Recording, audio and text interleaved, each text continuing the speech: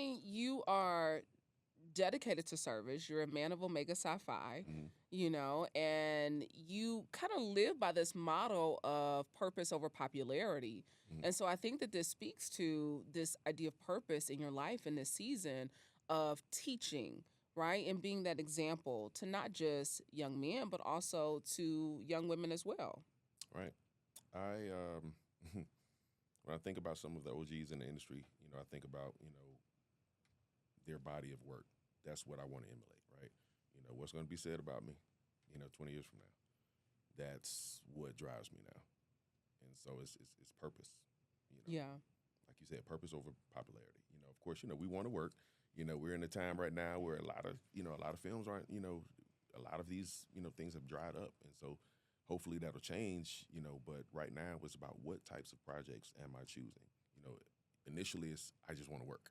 You want to work, you took those jobs, you took those two-liners, on this great show that you wanted to be on, right? Oh, I'm on this TV show. And now it's bigger than that.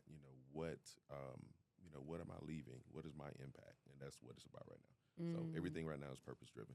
Everything is purpose-driven. That's right.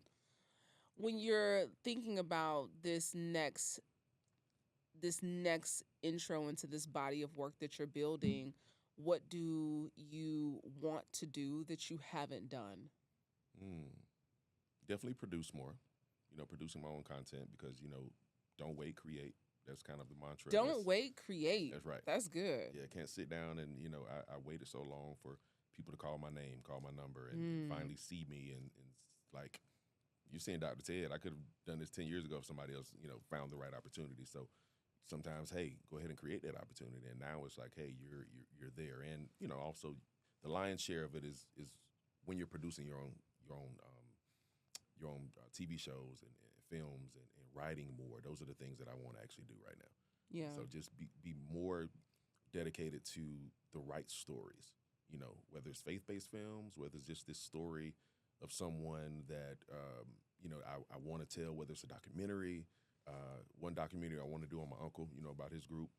No, you have to. We talked about this offline, but you come from a very musical family. Yeah. And y'all, he can sing. He can hold a tune. Now, just so y'all know, he got a little shabop up in him now.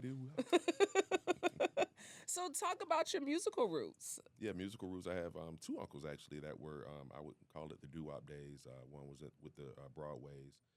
Ray Goodman Brown, a lot of people remember them. But yeah, my uncle Ronnie Coleman. And then one of my other uncles was with Roger and Zapp. So Seek was 8, then Zapp or whatever. And so he was the sound man that did Computer Love. So shout out to Davis Brown in the building. Yeah. Yep. So you got a little, and what people don't know is because your roots are in theater, you can sing.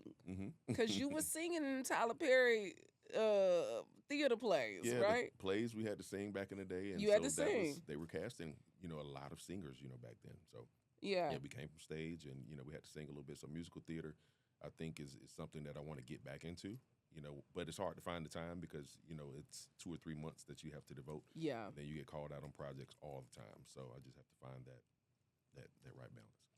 I asked him offline, y'all, what's the karaoke song? What's the karaoke song? And you said, what is it, Maurice? What's your karaoke song?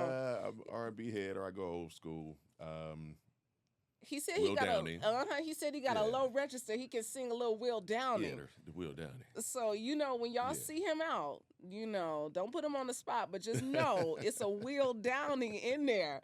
Okay, just waiting to come out. In my spirit. Okay, in your spirit. Yeah, in my spirit. Yeah. So Will Downing spirit. It's a Will Downing spirit.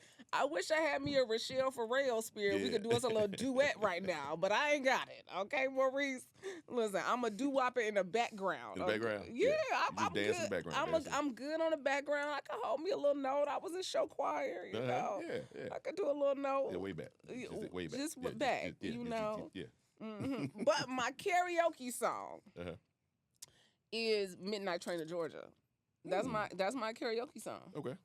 Or Neither One of Us. Gladys. Okay. A little Gladys Knight. That's my jam. One of my favorites. That's my register. Just know. Okay. I can Gladys. do a little Gladys. A little Okay. Gladys. Okay. So if you ever see me at karaoke, just know Midnight Train to Georgia is gonna come. Okay, I'm singing Midnight Train to Georgia. Hmm. Okay, so as we begin to close out this interview, I always ask all my guests one word you're committed to in this season of your life. Hmm. Truth.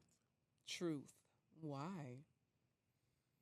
I think when you really learn yourself and become that woman, that man, are you being true to yourself? That's your friend circle, the projects that you do, the type of work that you do. Um, what truth brings out authenticity, and that helps me being an actor. So I find the truth in that character. I have to find the truth in me, Yeah. Maurice, so that I can walk that walk. And that helps out the attraction that you have as well. Who are you attracting in your life? Being truthful, being authentic, all of that will register, and I think everything will manifest itself. I'm really an organic person. Like I don't, like social media is weird, for me. Like I like to meet somebody and like, oh, I feel them. Yeah. When I walk into a room, people feel me. Yeah. They feel my presence. When I leave that room, they know I'm not there anymore. Yeah. And so what impact, those are the type people that I like to, what did I feel from you? What's your spirit? You can't get that over social media. Yeah. You can't get that on I don't know, people on dating apps or whatever. Like I'm authentic, like I meet you, I met this great person, Yeah. Out and had this wonderful conversation and we connected, what's your emotional, register? Like it's just, those are the things that I look for. So just the truth in a person. So they are not gonna find you on the dating apps because they're gonna No, be I'm looking not on for you. dating apps. You're not on the apps. He is not on the apps, y'all. So don't go looking for him I'm not on a dating app. over on Tinder. Yeah, ain't no Tinder. I said I'm gonna check Tinder out though. Let me see what's You going might on have over to. there. I have never done it. Yeah. Like Maurice, I have done I can't tell you 5 dating apps. I can't tell you. I have done a dating app before. I never last more than a week Mhm. because it just get too weird, Maurice. Mhm. Like then people be popping up who saw me on a dating app pop up in my DMs talking about, hey, I said, oh hell, delete, abort the mission. Okay. It's a lot. I can't. I just can't keep up. Yeah, I couldn't. So I can't keep never. up with DMs. I definitely probably can't keep up with that. You can't. Well, they gonna be in your DMs, Maurice. You already know that they be in your I DMs. see DMs from 3 years ago. I'm like, oh, that was another bucket that I was supposed to click on. So, yeah. Just know, ladies, you gonna have to meet him in person. Okay, he will choose out in person. Okay, so just know that. Don't slide in that man's DM. I like real interactions. Yeah. And just, that's the thing. Just organic, man. Just, organic flow. Organic flow. Yeah. Committed to truth in this season of your life. That's right. If that blessed you, trust me, you've only scratched the surface. There's so much more wisdom, truth, and transformation waiting in the full conversation. Click the link in the caption below to watch the entire interview, and don't forget to like, comment, and subscribe so you never miss an episode of Vault Empowers Talks.